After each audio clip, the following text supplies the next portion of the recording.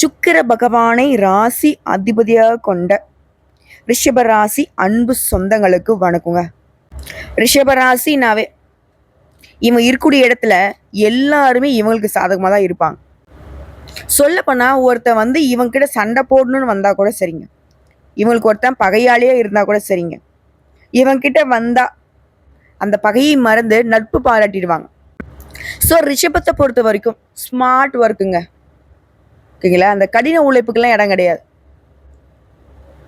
ஆனால் யாருடைய மனசும் புண்பட மாதிரி பேச மாட்டாங்க. எல்லாரையுமே அரவணைக்கிறதுல ரிஷபத்தை அடிச்சுக்கிறதுக்கு ஆட்களே கிடையாது. ஒத்துமையா இருக்கிறது மட்டும்தான் ரிஷபத்துக்கு பிடிக்கும். தெரிஞ்சவங்க தெரியாதவங்க இருக்கிறவங்க இல்லாதவங்க இவங்க எங்க இருந்தாலும் சரி எல்லாருக்கூடமே ஒத்துமையா இருக்கணும், எல்லாருக்கும் எல்லாம் கிடைக்கணும், இப்படி நினைக்கக்கூடியவங்க ரிஷபராசி தான். அதே போல ரிஷபராசியை பொறுத்த வரைக்கும் எல்லாட்டையுமே பணிவா பேசுவாங்க. அதை சில பேர் இவங்க பயந்துட்டாங்கன்னு நினைப்பீங்க. ஆனா கடின உழைப்பும் மனதைரியம் உடையவங்க இந்த ரிஷபராசி. நீங்க ஒரு பாறையை கூட உடைச்சிடலாம், ஆனா இவங்களுடைய மன தைரியத்தை உங்களால உடைக்கவே முடியாது. பார்க்கறதுக்கு வேணா இவங்க நீங்க பேசுறதுக்கு உங்களுடைய செயல்பாடுகளுக்கு ஒத்துழைக்கிற மாதிரி தெரியும். ஆனா ஒருபோதும் இவங்க மற்றவங்களுடைய செயல்பாடுகளுக்கு தகுந்த மாதிரி முடிவெடுக்கவே மாட்டாங்க, செயல்படவும் மாட்டாங்க. இப்படிப்பட்ட குணாதிசயங்கள் கொண்ட ரிஷபராசிக்கு தன்னை அழகுபடுத்திக்கிறதுலையுமே அக்கறை வச்சிருப்பாங்க, ஆடை ஆபரணங்கள் மீதும் அக்கறை வச்சிருப்பாங்க. அப்போ என்னம்மா சுயநலவாதீங்களா, எல்லாரையும் ஈஸியாக ஏமாத்திடுவாங்களா அப்படின்னா ரிஷபத்தை இப்படி சொன்னா உங்களுடைய நாக்கு தான் அழுகி போகும். புரியுதுங்களா? இது மேல ஆசை இருக்கே தவிர்த்து அதை தன் உழைப்பால அடையணும்னு தான் நினைப்பாங்களே தவிர்த்து ஒரு நாளும் மற்றவங்க காசுல 10 பைசா எடுக்கணும், மற்றவங்களை ஏமாத்தணுன்ற துளி அளவு எண்ணம் கூட இவங்களுக்கு கிடையாது. ஆனா இவங்க கூட பல பேட்டை ஏமாந்து நின்று இருப்பாங்க. ஈஸியா மற்றவங்க நம்பி ஏமாறல ரிஷபம் ஒண்ணு, புரியுதுங்களா? ஆனாலும் ஏமாத்தின கூட எதிர்த்து பேசாதுதான் இந்த ரிஷபம். இது இன்னொரு விஷயம் நான் சொல்லணும்னா, ரிஷபம் அப்படிங்கிறவங்க எதையும் செய்ய துணிஞ்சவங்க தான். ஆனா அவங்களுக்குன்னு ஒரு குணாதிசயம் இருக்கு இல்லையா, யாருக்கும் எந்த பாதிப்பும் நான் செய்யக்கூடாதுன்னு நினைச்சிருக்காங்க இல்லையா, அது வரைக்கும் நீங்க என்ன பண்ணாலும் உங்களுடைய தலை தப்பும். ஒருவேளை ரிஷபம் அவங்க எல்லையை மீறி கோபதாபங்களோட உங்களை நோக்கி ஒரு அடி வைக்கணும்னு நினைச்சிட்டா நீங்க காலிங்கிறத முடிவு பண்ணிக்குவோம். இது ரிஷபராசியை வெறுக்கக்கூடியவங்க, ரிஷபராசியை அழிக்கக்கூடியவங்க அவங்களுக்குலாம் இந்த வீடியோ பத்தி டேக் பண்ணி விடுங்க. காரணம் கேட்குறீங்களா? ஒருத்தன் வாழ்க்கையில நல்ல ஏகபோகமா இருக்கான், சந்தோஷமா இருக்கான், திடீர்னு பணக்காரன் ஆயிட்டான், அப்படி இப்படி நம்ம சொல்ற ஆட்கள் எல்லாருக்குமே சுக்கிரன் ரொம்ப வலுவா இருப்பார், சுக்கிரன் உச்சத்துல இருப்பார். ஆனா அவரவே அதிபதியா கொண்ட ரிஷப ராசிக்காரங்களுக்கு எல்லா சமயமுமே அடிசறுக்குன்னு நீங்க எதிர்பார்த்தா அது தப்பு. அது அப்பா தன் பிள்ளை கெட்டு போகணும்னு நினைப்பாரா? அப்படிதான் இந்த அப்பா அப்படிங்கிறவர் தான் இந்த ரிஷபராசிக்கு சுக்கிர பகவான். ஸோ ஒரு பொழுதும் கைவிட மாட்டாரு. இவங்க கீழே விழுற மாதிரி இருக்கும், பட் ஒரு நாளும் கீழே விழ மாட்டாங்க. பார்த்து உஷாரா இருந்துக்கோங்க. இப்படிப்பட்ட குணாதிசயங்களுக்கு சொந்தக்காரர்களான நம்முடைய ரிஷப ராசிக்கு தலைப்பு பார்த்துருப்பீங்க. 500 ஆண்டுகளுக்கு பிறகு வீடு தேடி வரக்கூடிய நபரால நவ பஞ்ச யோகம்.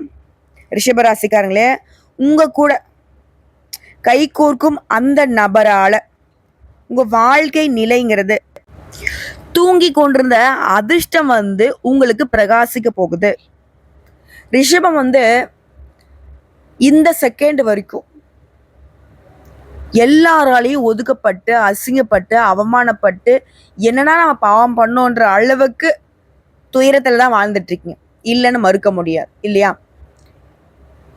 இப்படி இருக்கக்கூடிய நிலையில இந்த ஒரு நபர் அப்படின்னு நான் சொன்னேன் இல்லையா, அது யாருன்னா ராகு கேது கூட நல்லதை மட்டுமே செய்ய தெரிஞ்ச குரு போய் கை கோர்க்கிறாரு. புரியுதுங்களா? இந்த ராகுவும் கேதுவும் யாருங்க? கெட்டதை செய்வாங்க அப்படின்னு நம்ம சொல்லியிருக்கோம், அசுப கிரகங்கள் சொல்லியிருக்கோம். இவங்களுக்கு தனியா குணம் கிடையாது. ஆனா இவங்க யார் கூட சேர்றாங்களோ, யாருடைய வீட்டுல இருக்காங்களோ அவங்களுடைய குணத்தை எடுத்துக்கிட்டு பலன் தரக்கூடியவங்க. ஸோ இப்போ அந்த ராகு கேது கூட குருவும் இணைவதனால குரு என்ன செய்வாரு? கோடி நன்மைகளை அள்ளி கொடுக்கக்கூடியவர். ஸோ அவர் ஒரு 10,000 ரூபாய் உங்களுக்கு கொடுக்கணும் முடிவு பண்ணா இந்த ராகவும் கேதுவை என்ன பண்றாங்க, கணக்கு தப்பா இருக்கு, ஒரு 0 சேர்த்து அப்படிங்கிற மாதிரி உங்களுக்கு பல மடங்கு அதிர்ஷ்டகரமான பலன்களை அள்ளி கொடுக்க போறாங்க. அது என்ன ஏதுங்கிறத இப்ப தெளிவா பார்க்கலாம். அதாவது வேத ஜோதிடப்படி ஒவ்வொரு கிரகமும் ஒரு குறிப்பிட்ட கால இடைவெளியில ஒவ்வொரு ராசியை மாத்திக்கிட்டே இருக்கும். இதனால சில யோகங்கள் உருவாகும். அது சுப யோகங்களா இருக்கும், ராஜயோகங்களா இருக்கும். இது வந்து மனுஷனுடைய வாழ்க்கையில பெரிய தாக்கத்தை ஏற்படுத்தும். இப்போ வந்து ரிஷபம் வந்து யோசிக்கிறதுன்னா, அடா மாமா கிரகம் மாறுது செய்யுது எல்லாமே தான் நடக்குது, இப்ப என்ன இதுக்கு, அதெல்லாம் நீ பேசாத, எனக்கு நல்லது நடக்குமா நடக்காதா இதை மட்டும் டக்குன்னு சொல்லு. ரிஷபம் இப்படி அவசரப்படுறதுக்கான காரணம் என்னங்க? அடி, பயங்கரமான அடி. முதுகு பின்னாடி திருப்பி பார்த்தீங்கன்னாக்கா அவ்வளையும் கடப்பார குத்து தான். சாதாரண ஈட்டி குத்தா இருந்தால் கூட சமாளிச்சிடலாம். பயங்கரமா எல்லாரும் வச்சு செஞ்சு விட்டுருக்குறாங்க.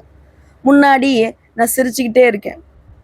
அதை பார்த்து என்ன நினைக்கிறாங்க, அட இவங்களுக்கு என்னப்பா குறை, நல்லா ஜாலியாக சுற்றிக்கிட்டு இருக்காங்க, நம்ம தான் பாரு அவங்க கஷ்டப்படுறாங்கன்னு நினச்சிக்கிட்டு இருக்கோம், அவங்க கடனில் இருக்காங்கன்னு நினச்சிட்டு இருக்கோம் அப்படின்னு பேசுவாங்க இல்லையா? அந்த வெறுப்புல தான் இப்போ ரிஷபம் வந்துட்டு இப்படி யோசிக்கிறீங்க. கவலைப்படாதீங்க. நிழல் கிரகங்களோட சுபகிரகம் சேர்வது வந்து உங்களுக்கு யோகம்தான். அதாவது இந்த வருஷத்துல மே மாதம் 18ஆம் தேதி மீனராசிலிருந்து கும்பராசிக்கு ராகு பகவான் நுழைந்த பின்னாடி இந்த குரு பகவான் மிதுன ராசிக்குள்ள நுழையிறாரு. இந்த ராகு மற்றும் குருவுடைய நிலையினால நவ பஞ்ச ராஜயோகம் உருவாகுது.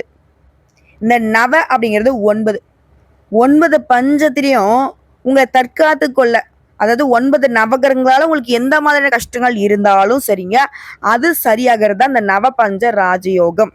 இந்த ராஜயோகம் அப்படிங்கிறது வருஷம் ஒரு 10 வருஷத்துக்கு இல்லை ஒரு 5 வருஷத்துக்கு 38 20 30 இந்த மாதிரி எந்த ஒரு வருஷமும் கிடையாது. 500 ஆண்டுகளுக்கு பிறகுதாங்க இந்த மாதிரியான ஒரு நிலை உருவாகி இருக்கு. சாதாரணமா இல்லை. பாம்பு கிரகமும் குருவனுடைய அமைப்புங்கிறது 500 வருஷங்களுக்கு பின்னாடி தான் உருவாகி இருக்கு. இந்த பழமையான ராஜயோகம் அப்படிங்கிறது, இந்த நவபஞ்ச ராஜயோகம் அப்படிங்கிறது எல்லா ராசிகளுடைய வாழ்க்கையில தாக்கத்தை ஏற்படுத்தினாலும், எல்லாருக்குமே அதிர்ஷ்டத்தை அள்ளி கொடுத்தாலும், அதுல முக்கியமா ரிஷப ராசிக்கு இந்த ராஜ யோகத்தினால அதிர்ஷ்டத்தை பெற போறீங்க. எழுதி வச்சுக்கோங்க. புரியுதுங்களா? இதன் மூலம் தொழில்ல நல்ல வளர்ச்சி இருக்கும், முன்னேற்றம் இருக்கும். இது உத்தியோக பணிகள் இருக்கீங்கன்னாக்கா நீங்க எதிர்பார்த்த மாதிரியே எல்லாமே நடக்கும். பதவி உயர்வு கிடைக்கும், சம்பள உயர்வு கிடைக்கும், எதிர்பார்த்த இடமாற்றம் கிடைக்கும். மேலும் நிதிநிலையை பொறுத்த வரைக்கும் நல்ல உயர்வை பார்க்க போறீங்க. 500 வருடங்களுக்கு பிறகுங்கிறது ராகு குரு பகவானால, இந்த நவபஞ்ச ராஜயோகத்தினால அதிர்ஷ்டம் அப்படிங்கிறது ரிஷபத்திற்கு உரியது. திடீர் நிதி நன்மைகளை அளிக்க போகுது. புதிய வருமான ஆதாரங்களை நீங்களே உருவாக்கிக்க போறீங்க. அதே மாதிரி வேலை பார்க்குறவங்க என்ன வேலை வேணா செய்யுங்க, எந்த துறைகளில் வேணா இருங்க, கூலி வேலை செய்தால் கூட சரிங்க, உங்களுக்கு உயர்வு உண்டு. அப்போ தனியார் துறையோ அரசாங்கத்துறையோ ஆண்களோ பெண்களோ 6 வயதோ 60 வயதோ யாராக இருந்தாலும் சரி, என்ன வேலை செய்தாலும் சரி, ஒரு படி முன்னேற்றம் உண்டு. இல்லை பல மடங்கு முன்னேற்றம் கூட இந்த ராகுவும் கேதுவும் கொடுத்துருவாங்க. என்ன சொன்னேன் இல்லைங்களா? 10,000 ரூபாய் குரு கொடுத்தா அது கூட ஒரு 0 சேர்த்து கொடுத்துருவாங்க. அப்போ ஒட்டு மொத்தமா நம்மளுடைய நிலை எப்படி இருக்குங்க? 1000 ரூபாய் வச்சிருந்தவங்களுக்கு லட்சங்கள் மாறுது. பல மடங்கு இல்லையா? அதாவது ஒரு விஷயத்தை நீங்க தெளிவா புரிஞ்சுக்க வேண்டியது என்ன தெரியுங்களா? இந்த நவபஞ்ச ராஜயோகம் அப்படிங்கிறது உங்களுக்கு வந்து அதிர்ஷ்ட கதவை வந்து திறந்து வைக்க போகுது. அதே மாதிரி குடும்ப உறுப்பினர்களிடையே உறவுங்கிறது நல்ல வலுவா இருக்கும். ரிஷபத்துக்கு அப்படி ஒரு நிலை இருக்கா? இது வரைக்கும் வீட்டுல இருக்கிறவங்க தாங்க உங்களுக்கு முதல் எதிரியா இருந்திருப்பாங்க. என்னடா இது, நம்ம கூட பிறந்தவங்க அப்படி பேசுறாங்க, நம்ம பெத்தவங்க தான் அப்படி பேசுறாங்கன்ற அளவுக்கு எல்லாரும் ஆளுக்கு ஒரு குற்றச்சாட்டு உங்க மேல வச்சு உங்களை வந்து ஒரு மாதிரி வெறுப்பேத்தி வச்சிருப்பாங்க. ஆனா இப்போ அந்த உறவு வலுவா இருக்குது, வீட்டினுடைய சூழ்நிலை உங்களுக்கு மகிழ்ச்சியை கொடுக்க போகுது, நிதி நிலைமை சிறப்பா இருக்க போகுது. சிலருக்கு வந்து புதிய சொத்துக்கள் மற்றும் வாகனங்கள் வாங்கக்கூடிய வாய்ப்புகள் கிடைச்சிருக்கு. அதே மாதிரி வியாபாரிகளுக்கு திடீர் லாபம் கிடைக்கும். அரசு தொடர்பான வேலைகள்ல இருக்கவங்களுக்கு வெற்றி கிடைக்கும். சமுதாயத்துல கௌரவம் அதிகமாகுது. குறிப்பா அந்த அதிர்ஷ்டம்ங்கிறது வாழ்க்கையில பிரகாசிக்கிறதுனால ரிஷபராசி சேர்ந்த மாணவ மாணவிகளுக்கு இல்ல வந்து கல்வி தொடர்பான பணிகள்ல இருக்கிறவங்களுக்கு நல்ல முன்னேற்றம் இருக்கும். மாணவர்களாக்கினாக்க தேர்வுகள்ல நல்ல மதிப்பெண்களை பெற்று வெற்றி பெற போறீங்க. புரியுதுங்களா? நீங்க வந்து இந்த காலகட்டத்துல விஐபிகளாக வளம் வர போறீங்க. ரொம்ப பிரபலம் ஆயிருவீங்க. அதே மாதிரி சமுதாயத்திலுமே மதிப்பு மரியாதை அதிகமாகும்.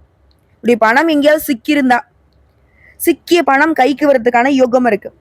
இப்ப நான் முன்னாடி சொன்னேன் இல்லையா, குடும்ப உறுப்பினர்களே உங்களுக்கு எதிராக இருக்காங்க, எல்லாரும் ஆளாளுக்கு ஒவ்வொரு குற்றத்தை உங்க மேல வைக்கிறாங்கன்னு சொன்னேன் இல்லையா, இது பண பிரச்சனை தான். ஸோ அப்படி இருக்கக்கூடிய பண பிரச்சனைகள் கூட இப்ப சரியாகும். அதே மாதிரி ஆன்மீகத்துல நாட்டம் அதிகமாகும். மனசுக்கு அமைதியும் மகிழ்ச்சியும் கிடைக்கும். ஒரு மனுஷனுக்கு என்னங்க வேணும்? இப்ப சொன்ன அந்த மன மகிழ்ச்சியும் மன அமைதியும் இருந்துட்டாவே அவன் தாங்க தெய்வம். சே, அவனா நான் கடவுள் மாதிரி வாழ்றான்ப்பா அப்படின்வாங்க இல்லையா, அப்படி. குறிப்பா இந்த நவபஞ்ச ராஜயோகத்தினால ரிஷபராசிகள் நல்லா தெளிவா தெரிஞ்சுக்கோங்க. வாழ்க்கை எந்த அளவுக்கு உங்களை பயன்படுத்துச்சோ, அடிச்சுச்சோ, துரத்துச்சோ, அசிங்கப்படுத்துச்சோ, அவமானப்படுத்துச்சோ, அந்த வாழ்க்கை இப்ப செழிப்பா இருக்க போகுது. மேலும் மேலும் சொன்னாக்கா வேலையிலயும் சரி, வணிகத்திலயும் சரி, என்ன வேலை செய்தாலும் சரி, எந்த துறைகள்ல இருந்தாலும் சரி, ஆனா கூலி வேலை செய்யுங்க, குப்பை பொறுக்குங்க, நல்ல முன்னேற்றம் ஏற்படும். திணையிலப்படுத்துறதுக்கு திடீர்னு வச்ச வாழ்க்கைன்னு சொல்லுவாங்க இல்லையா, அந்த மாதிரி நடக்கும். இன்னும் ரிஷபராசியை இந்த யோகத்தினால அடையாளப்படுத்தணும்னா, கூரையை பிச்சுக்கிட்டு கொட்டுது, தொட்டதெல்லாம் பொண்ணா மாறுது, இப்படி எல்லாத்தையுமே சொல்லி முடிக்கலாம். வேலையில் இருக்கீங்களா, பதவி உயர்வு கிடைக்கும். சொந்த தொழில் செய்கிறீங்களா, நல்ல முன்னேற்றம் இருக்கும், லாபம் கிடைக்கும். வேலை தர்றீங்களா, நல்ல வேலை கிடைக்கும்.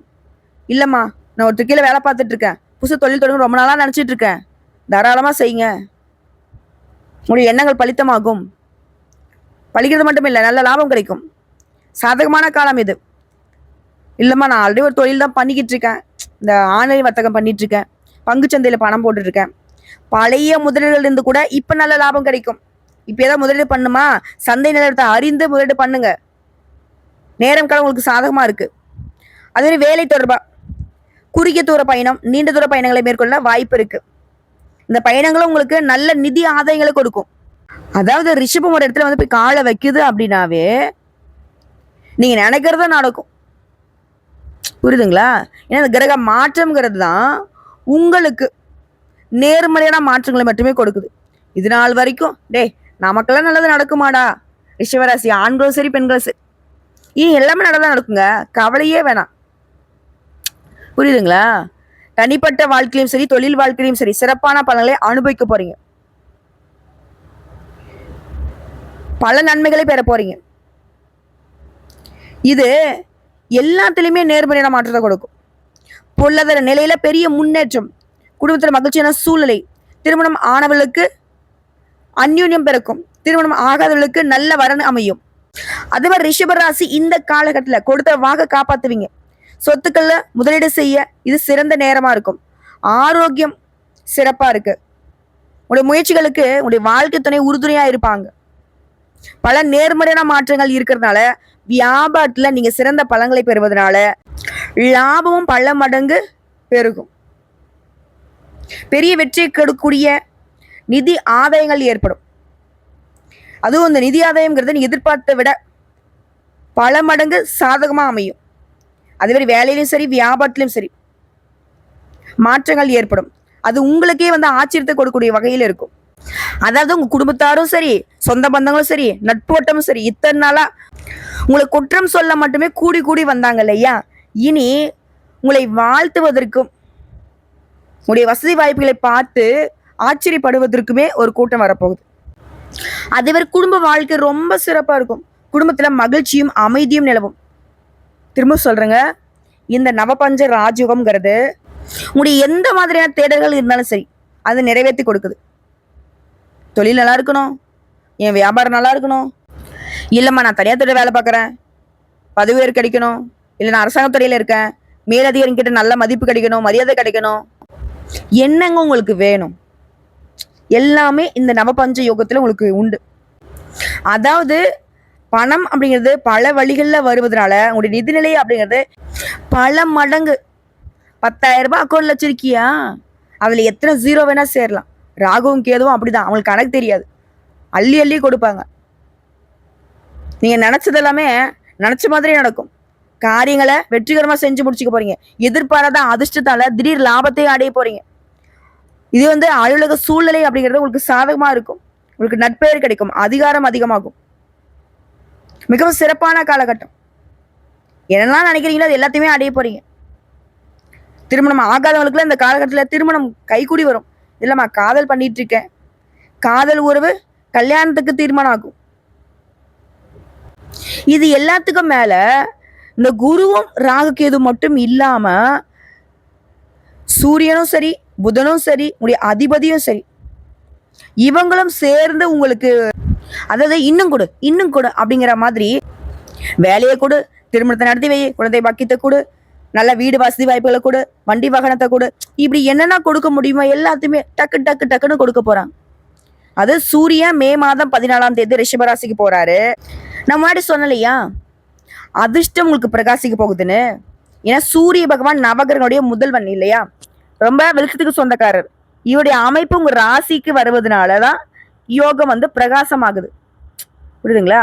அதே மாதிரி மே 6ஆம் தேதி கிரகனுடைய இளவரசன் சொல்லக்கூடிய புதன் பகவான் மேஷ ராசிக்கு போறாரு.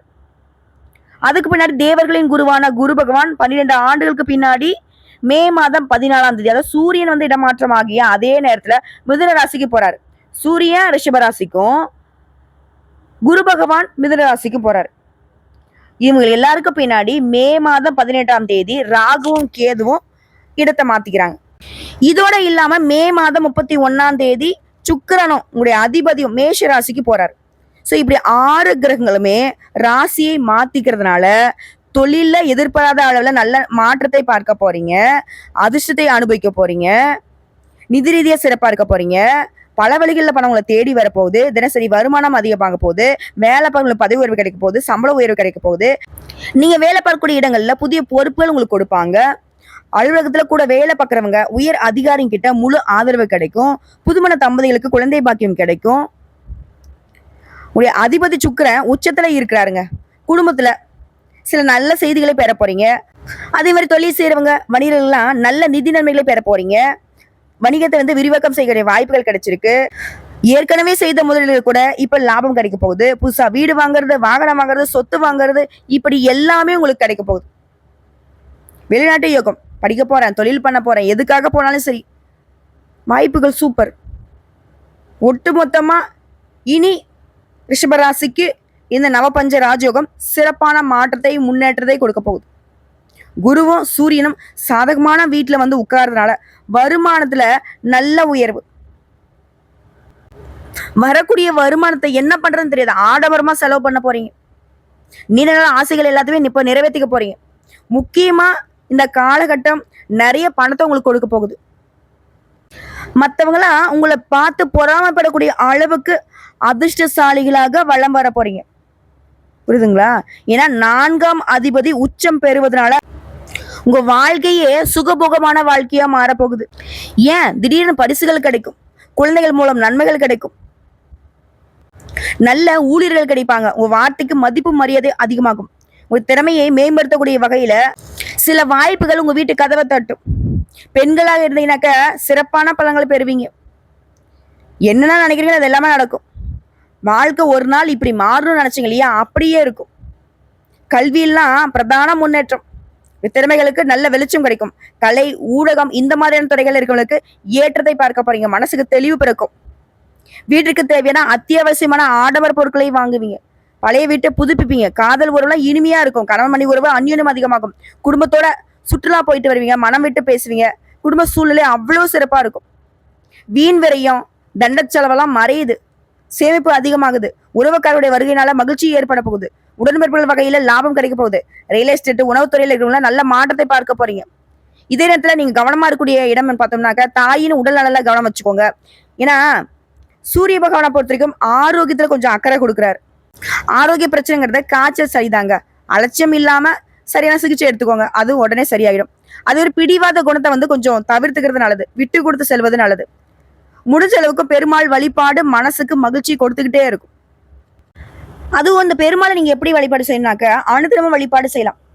அப்படி முடியாத பட்சத்துல புதன்கிழமை மற்றும் வெள்ளிக்கிழமைகள்ல அருகில் இருக்கும் பெருமாளுடைய ஆலயத்துக்கு சென்று அவருக்கு துளசி மாலை அணிவித்து, அது என்னங்க துளசி மாலைங்கிறது மகாலட்சுமி தாயுடைய அம்சம். அது மாதிரி தேங்காய் தீபம் ஏற்றி பிரகாரத்தை 11 முறை வலம் வர நினைச்சது எல்லாமே நடக்கும். அதுவே சனிக்கிழமைகள் தோறும் மல்லிகை மலர்களை அருகில் இருக்கக்கூடிய நவகிரகங்களுக்கு அர்ப்பணிக்க கடுகளவு கூட உங்களுக்கு பாதிப்புகள் வராம இந்த வழிபாடு உங்களை பாதுகாக்கும். ஏன்னா மல்லிகை மலர் எந்த அளவுக்கு வாசனை நிறைந்ததோ அந்த அளவுக்கு உங்க வாழ்க்கைங்கிறது வசந்த காலமா இருக்க போகுது. உங்களை பொறுத்தவரைக்கும் அதிர்ஷ்டம் தரக்கூடிய திசைகள் கிழக்கு, வடக்கு. அதிர்ஷ்டம் தரக்கூடிய நிறம் இளம் சிவப்பு நிறம், நீல நிறம். இந்த நிறங்களை அதிகமா பயன்படுத்துங்க, அதிர்ஷ்டத்தை ஈர்த்து கொடுக்கும். இதுவே அதிர்ஷ்டம் தரக்கூடிய எண்கள் 3, 6, 9. ஸோ இப்போ வரைக்கும் பார்த்த இந்த பலன்கள் எல்லாமே ரிஷப ராசிக்கு இந்த நவபஞ்ச யோகம். இத்தனை நாளா கத்துறீங்க, கதறினீங்க, கண்ணீர் விட்டு என்னென்னமோ பண்ணி பார்த்தீங்க, மாற்றம் வரல அப்படின்னு தவிச்சிங்க இல்லையா? இனி உங்களுக்கு என்னடா குறை, போடா எல்லாத்தையும் சரி பண்ணிட்ட அப்படிங்கிற மாதிரி நீ திரும்பவும் கனவுல கூட கஷ்டத்தை நினைக்கக்கூடிய அளவுக்கு உயர்வை கொடுத்திருக்காங்க. அதை பயன்படுத்தக்கூடிய வகையில மட்டும்தான் ரிஷபத்திற்கு வெற்றிகள் தொடரும். நீங்க ஆனா சும்மா படுத்திருந்தா கூட சரிங்க, உங்க வாழ்க்கை அதுவே தன்னால சரியாகும். இப்பவும் சரி, எப்பவும் சரி, கடவுளை நம்புறீங்கல்ல, அந்த கடவுள் தான் இப்போ வாய்ப்பு கொடுத்துருக்காங்க, பயன்படுத்திக்கோங்க. நன்றிங்க.